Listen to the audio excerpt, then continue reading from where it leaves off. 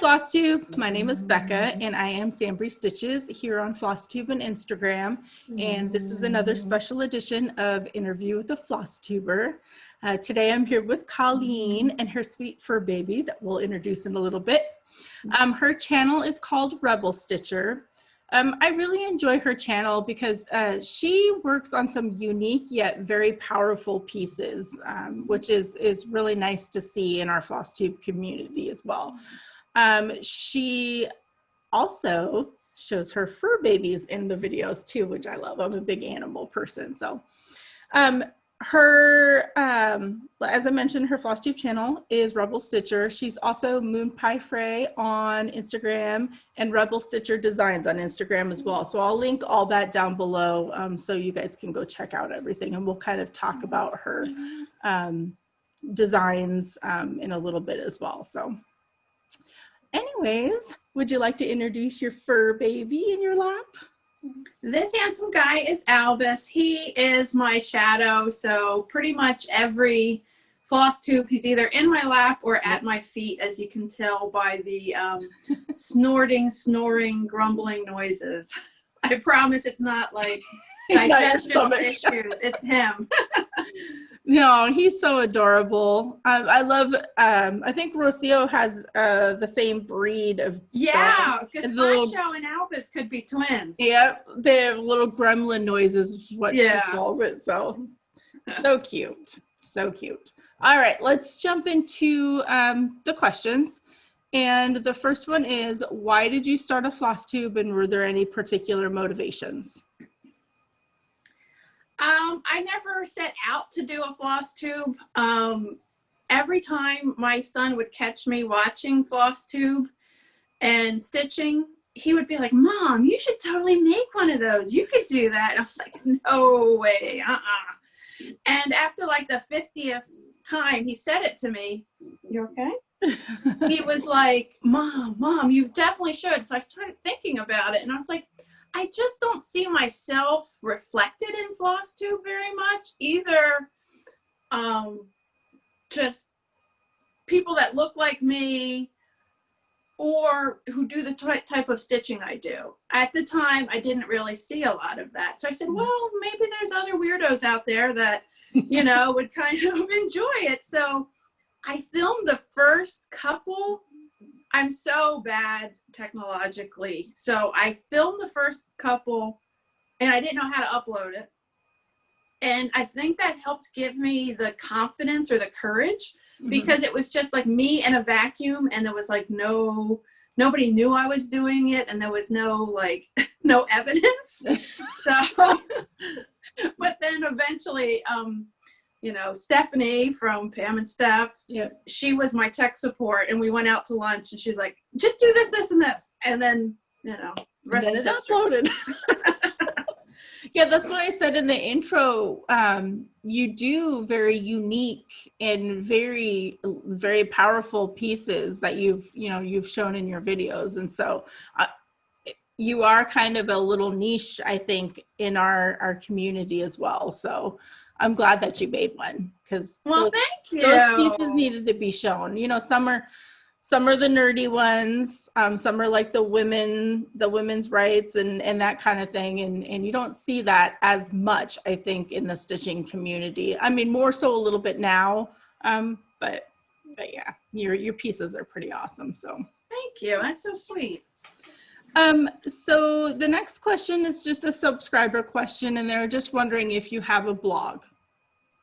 Nope, never had one. I haven't either, so it's all right. So how did you learn to stitch, and how long have you been stitching? When I was a kid, maybe around 10-ish, there was a store in town that I grew up in New Jersey, that it was like this old Victorian, and it was a cross stitch shop, or an L&S, and you could take classes. So like the upstairs was like the little learning area, and I took a class. I was always an artsy, creative person, kid, whatever. I went to school for fine arts. But as a kid, I took a class, and we think it must have been on like 10 count Ada or something really huge. And it was this like basset hound dog. Oh. And it like took all summer, like, and it was very, very basic and cartoony. But from that, I learned how to do it. And then I stitched ornaments and stuff throughout my child to teen years. And then, like most people, stopped. And then I lived very close to Keepsakes, but I didn't know what it was. And I pass it on my way. My son is a competitive gymnast, so I drive him to the gym for training like 6 days a week. And I pass Keepsakes on that way. And finally I was like, you know what? I'm going to just stop in there and see what it's all about. And I decided to stitch something for my daughter. It was close to her birthday. So I was like, oh, you know, see what they can have. Steph and Lenny were the two in there, and they got me all hooked up. Cool. And, you know, I was like, I haven't done this in a while. And Lynn said, you still just make an X, Colleen. Simple as that. I know, you just make an X. So, but because I hadn't stitched in so long and I'd only stitched on Ada, Steph had given me even weave, and I didn't know what it was. I just thought that's what Ada looked like. So I stitched 2 strands over one in even weave for this like Nora Corbett letter E for my daughter, one of the fairies. That thing was so small. I was like, why did they give me all this fabric?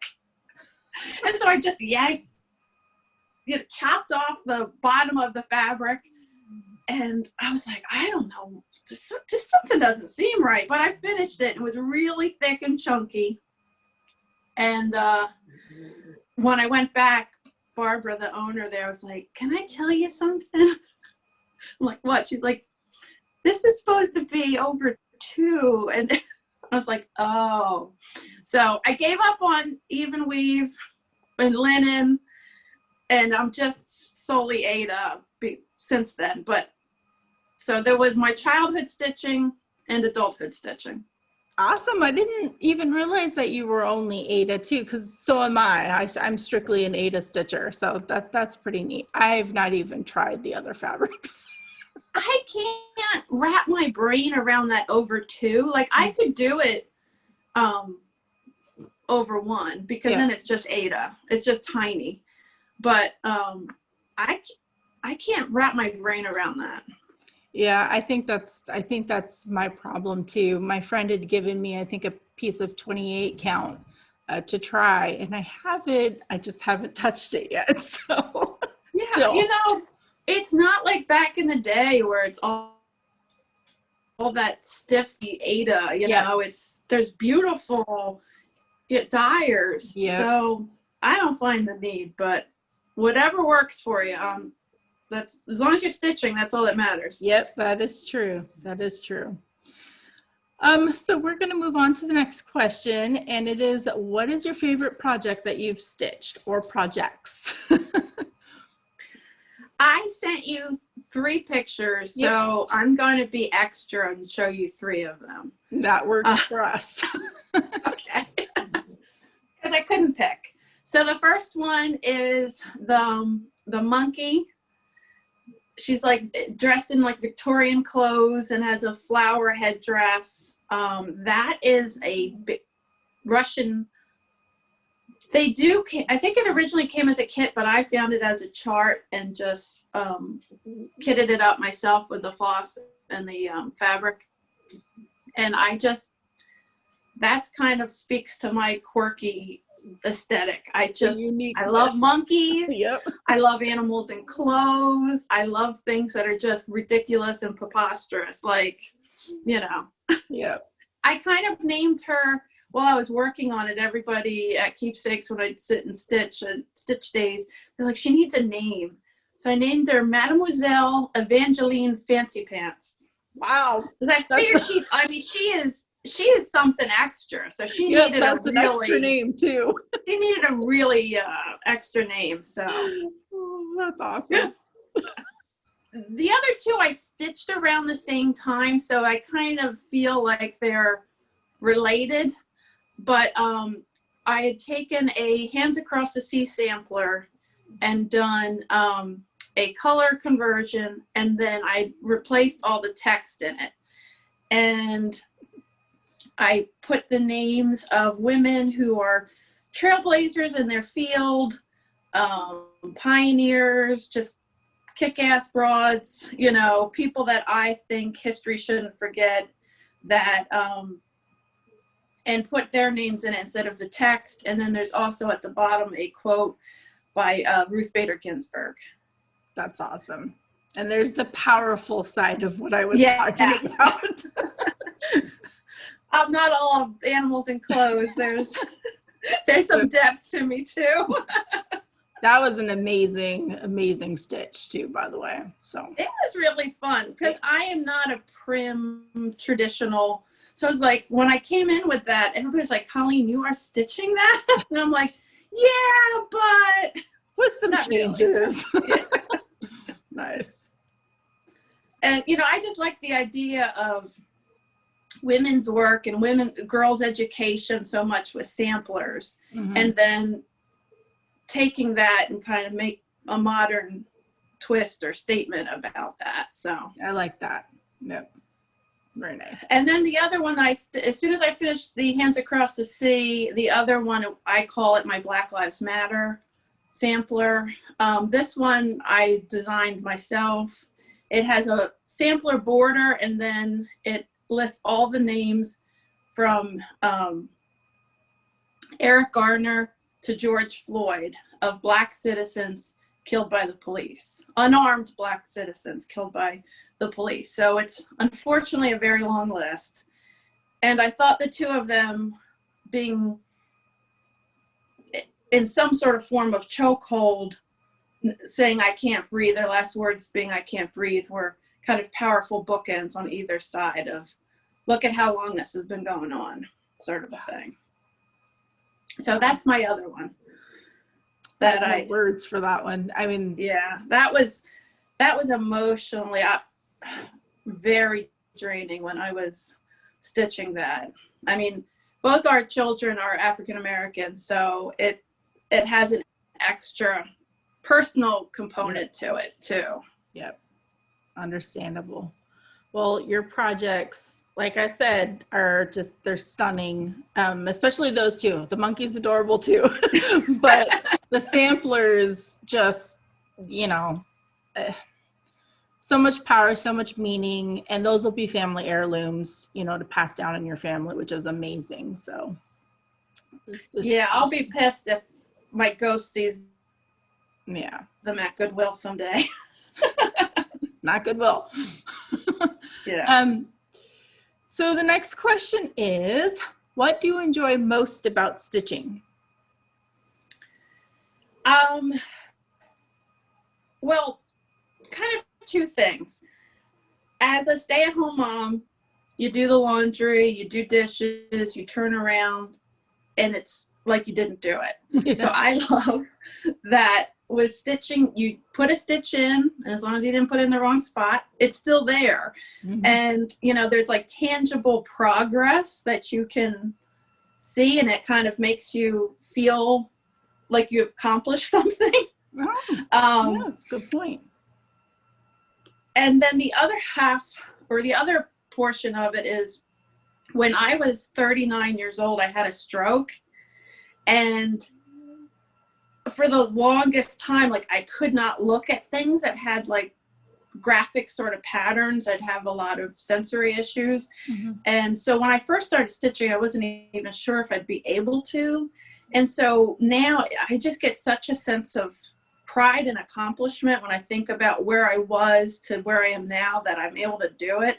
So it just, you know, it's my own selfish little like, yay, good job. No, that's huge though. That's a big accomplishment to go from not being able to, you know, to read the charts or anything like that, to being able to and finishing such beautiful pieces. So definitely a pat on the back and a kudos. Thank you. You're sweet. Definitely. Wow. I didn't even know that. Yeah. It took a lot of work. Yeah. Yeah. Wow. But I didn't even look at stitching that way either, because, you know, even with my house, I'm not a stay-at-home mom, but it's the same thing. My kids are older, and, you know, dishes pile up in the sink and stuff like that, and you clean it and then it fills back up again. I didn't even look at stitching as as like a steady, always there, doesn't go backwards or doesn't. That's a good point. Like, I like that. Yeah, with like the house, it's like Groundhog's Day. You're like, didn't I just do this? Right. But the stitching, it's there for you. Yeah, it I like stays put. Yeah, nice. All right. So we're gonna get out of stitching a little bit and learn a little bit more about you. And the next one is, what's your favorite genre of book or movie? I would say I really like comedies, but I also am a huge nerd and love, you know, superhero things, sci-fi and fantasy. So, you know, I'm up for a lot, but I'm pretty nerdy. It's always good. It's so neat though in our stitching community now that there are so many like nerdy type of patterns that are out there. Mm-hmm. There's even a Facebook group for snarky and nerdy cross stitch. Yeah. So there's like that little niche that's in our community as well, which is pretty neat. I know. It's far cry from just the Dimensions kits. Right? Right? All those kits that were in like Joann's and Michael's. Yeah. So this is kind of a fun one. I'm always curious on how people answer it, is what fictional place would you most like to go? I would have to say the world of Harry Potter. That's a popular one, for sure. Hogsmeade, I don't care. I just went in there. It looks like so much fun. Yeah, I think that would be amazing. I think the majority of people that I've interviewed have kind of answered with the Harry Potter in some sort of, you know, aspect of it. And I think that would be a blast. I really do. So this is another fun one. If you could choose to do anything for a day, what would it be? Okay, I don't want to be like the Debbie Downer and be like, I'd like to spend a day with my mother that's passed away. So nobody needs that, especially in 2020, you know. So, you know, we got enough heavy stuff going on. So I would say to have like, to spend the day or have a dinner party with a bunch of people that I don't know. In my mind, I think we're besties, but, you know, like Rachel Maddow, Cory Booker, Wanda Sykes, Tina Fey, a bunch of either like super smart kind of political people and really funny people that will make you laugh hysterically. And just kind of have like, you know, dinner with them and great conversation. Yeah, that would be like an insane dinner. I don't even think you'd get anything like down you as food-wise. No, it sounds great. Yeah, that would be awesome. Those are some really good choices. But also spending time with your mother as well. Many people have answered that too, with like long, you know, relatives that have passed and stuff like that too. So it's not a downer, but I'm sure many like, people, many people have wished that too. So. All right. So this is going to be the one where I think we're going to refer to your needle minders and stuff, and it's, do you have any other hobbies besides cross stitch? And I know that's cross stitch related, but we'll stick it in there. Well, I do make needle minders.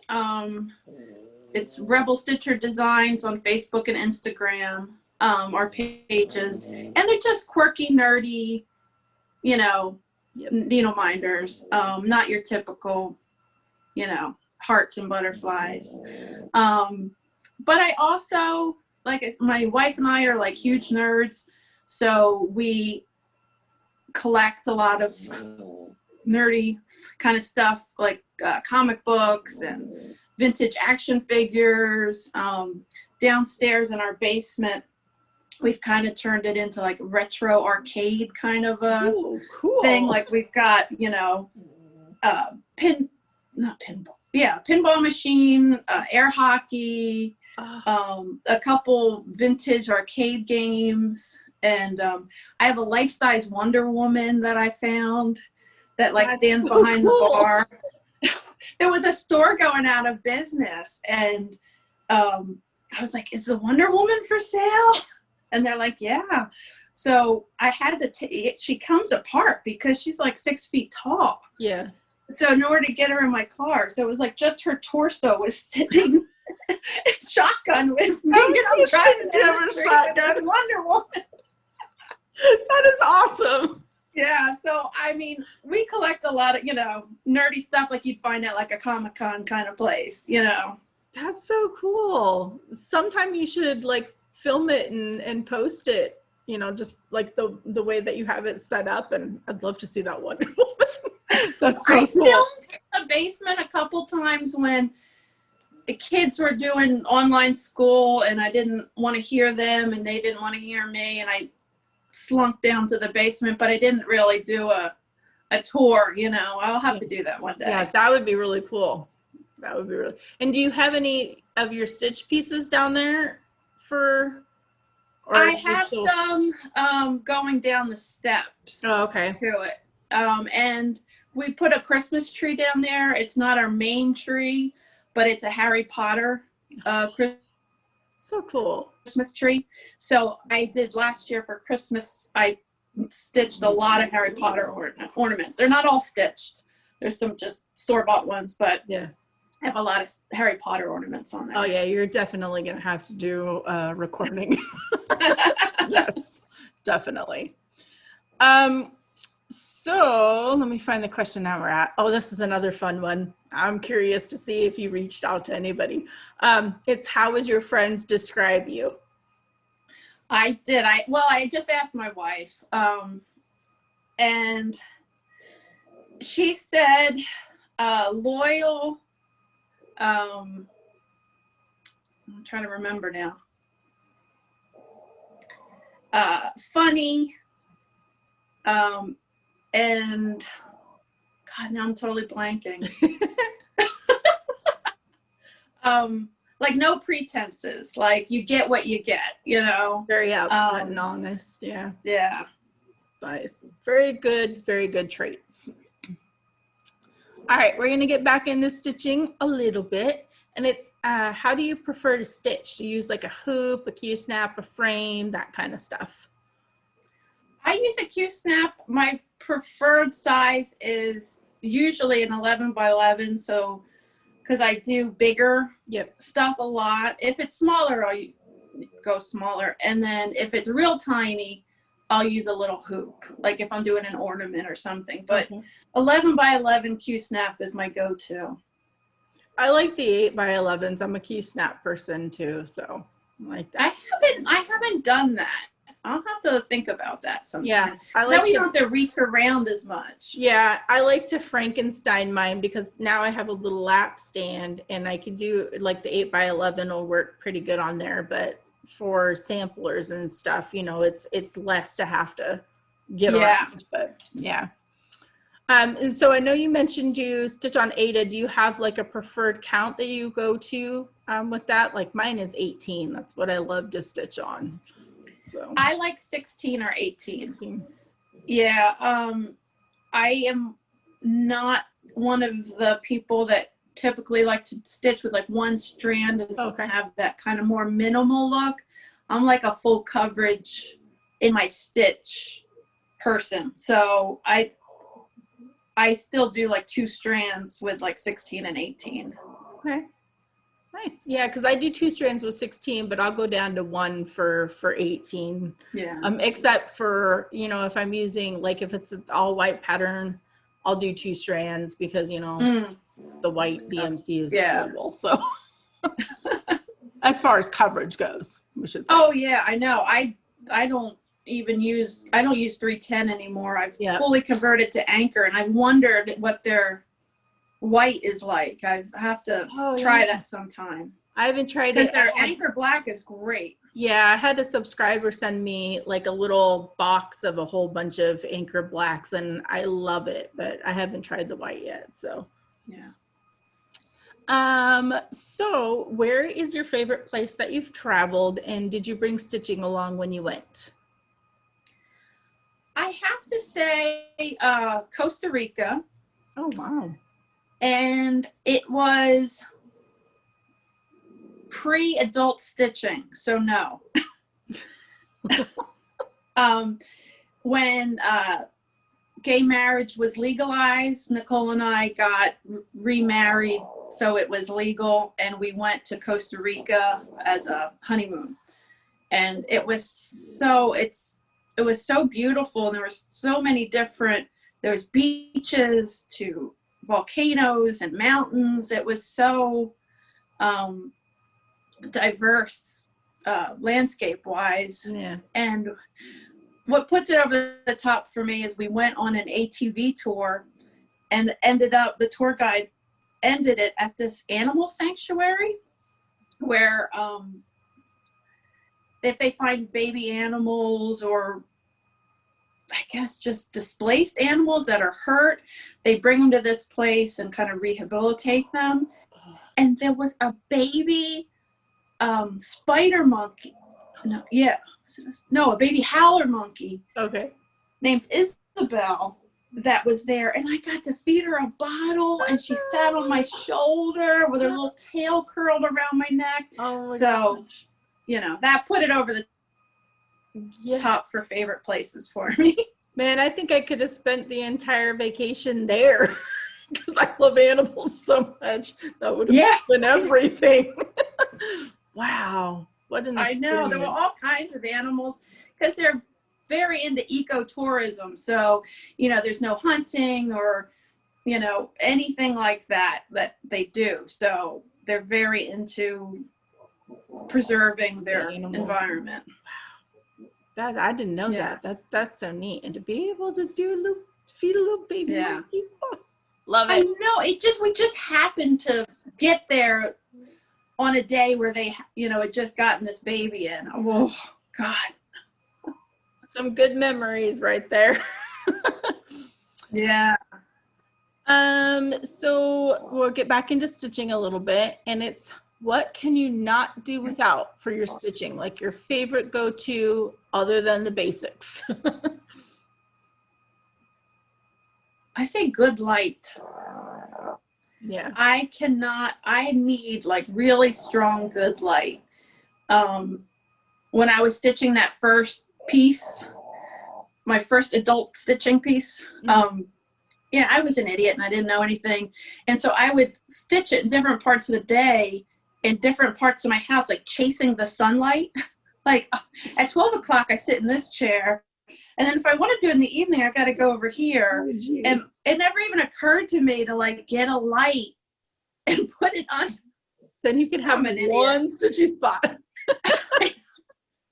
But I've since matured or figured it out, or however you want to say it. And so a good light is the most important thing to me. Yep, that's me too. I bring my stitching everywhere, to appointments and like to work on breaks and stuff. And I have a little clip-on light because you can't, I have to have the light too. I'm right there. Yeah, I don't need magnification yet, knock on wood, but light I need. Yep.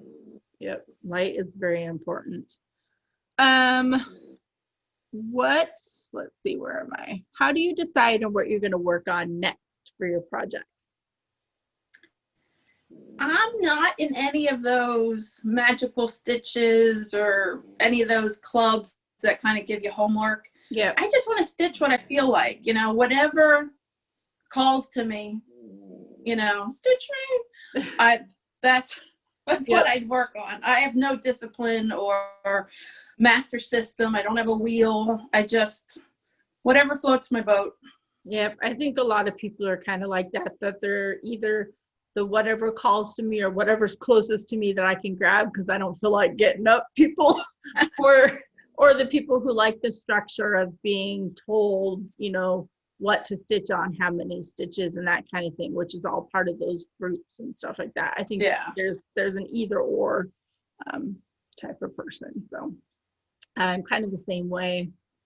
I just kind of stitch on whatever. So I've tried the wheels. I don't like to be told what to do. Keep spinning till you get something you like. That's exactly what I did. I tried it. And I think I showed it in my Flosstube video, maybe once or twice I spin the wheel, in my video, and then it just disappeared and nobody even said anything. So we are on to the last question, and this is my absolute favorite question of the whole interview. And it's, what's the best thing that has happened to you so far this year? I mean, what a year to be asking this, right? Yep, and that's why I ask it. Try to find some positivity. I have to say, I know it sounds bizarre, but like starting this Flosstube and getting to know other stitchers and getting more active in, other Flosstubers that I've, gotten to be friendly with or done stitching with, and, the amazing community at Keepsakes. And I think that has brought such joy in this dreary year we're having. Yep.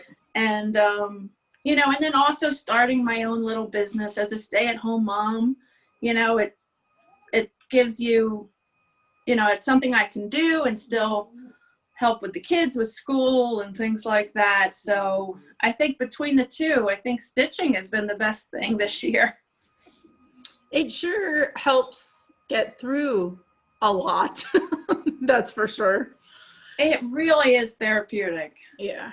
I wanted to ask you, going back to your needle minders, so do you design them, like some of them, or are you make the needle minders? Both. Okay, because I thought you had designed some. Yeah. So that's why I was curious. Some of them I find funny pins or resin or something, and I will clip the back off and make the needle minder. Yep. Others I design myself and get them manufactured and That's cool. and do it. So it's a little bit of both. That's cool. Yeah, I've got 3 that are getting made right now, and I can't wait till they come in. I wanted to make sure that we got that out there because I don't know of very many people who design their own and have them made. So I wanted people to know that there are some that you've designed that you've had made, which is really cool. Yeah, not all of them in the shop. I have to, I don't want to take credit for things that aren't mine. Yeah. But there are, and I'm trying to slowly add more and more to it. It's just, it's expensive and it's a process. So, I have to do little batches. Nice. And Keepsakes was also carrying some of yours as well. Yeah, right? Keepsakes carries them, and Craft Gallery in Findlay, Ohio. Oh, cool. I didn't know that. All Yeah. right. Very cool. Well, I'll make sure I'll put links down below because I think I got the Ouija planchette. I got from you. That's on my Ouija style, and I love it. So I'll have to be ordering some more. Need all the needle minders. I know, they're so much fun. Yeah, they're fun. All the little like accessories, like the floss ring or the floss bling rings, and needle minders, and all the extra stuff that kind of make it a little bit more fun. And when I first started stitching and I saw all these people with all these needle minders that match their projects and project bags and fancy scissors and all this stuff, I was like, what in the world is wrong with these people? They are too into this, as what I'm thinking. I'm like, I will just use a reusable grocery bag or a Ziploc bag. I am not spending money on a project bag when I could spend it on stitching. Yeah. Hello. Yep, I was waiting. Like a huge collection of project bags. Yeah. I bought one and it was all downhill. I mean, I even had a segment on my last episode about project bags because, you eat those words. Yeah. I think it's just really neat how our community is kind of a self-sufficient community, if that makes sense. Like we're helping other stitchers, you know, because like you have your own business, and the people who make project bags, and a lot of them are like stay at home type of people, or especially during the pandemic. But it's really neat how we kind of have, I don't know how to describe it. We kind of have like cottage industries. Yeah, like our own little ecosystem of shops and, you know, all the. I'll trade you 6 needle minders for 1 project bag. You dye me some fabric, and I'll give you some thread drops. Bartering. Love it. No, we have a pretty amazing community for sure. So we do. We're lucky. Yeah. All right. Well, that was the end of the interview. It was a lot of fun. I thank you for taking time out of your day. I know schedules are kind of crazy with homeschooling and all that kind of stuff. So, and sharing your fur baby, like his backside. I know. Well, because he's got his head. Turned. There he is. He was sleeping on the arm of the chair. Yeah. My dog, like when we do our opening, you know, and I have her get up so we could do the introduction. For some reason, she doesn't like to look at the camera. I don't think dogs like to look at the cameras at all. So, it's however he falls asleep. So you get the butt end, the face end. It's all right. He's still cute. But anyways, thank you so much. And thank you. I feel like a real Flosstuber now. You are a real Flosstuber. All right. Well, we'll say goodbye to everybody on Flosstube. Thank you so much.